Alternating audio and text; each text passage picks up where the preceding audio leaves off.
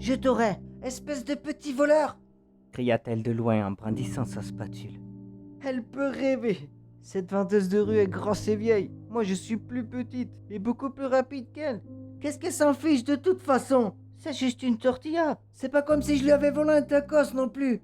J'ai rien mangé depuis hier matin. Ça fait maintenant 3 mois que je vis dans les rues de Mexico City. Ouais, j'avais une famille avant. Mais ça, c'était avant. Ma mère était française.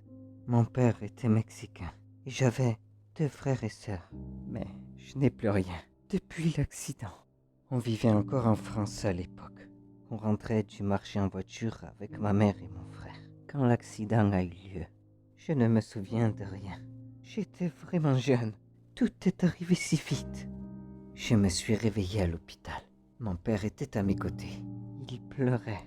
J'ai passé plusieurs jours à moitié consciente, jusqu'à ce que je reprenne complètement mes esprits.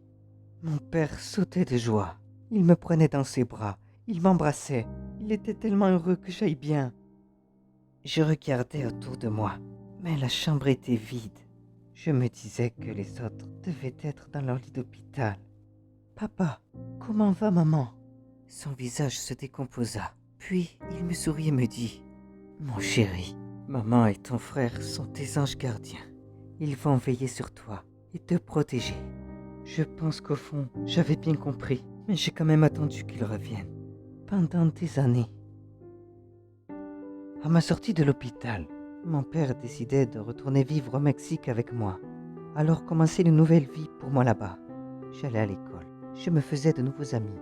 Je me sentais à peu près normal, même si on n'était que tous les deux. À mes 7 ans, il ramena ma sœur à la maison. On était enfin tous réunis. Enfin, tous, façon de parler. Puis un soir, il nous annonça qu'il partait. Il s'était engagé dans l'armée. Il devait partir à l'étranger.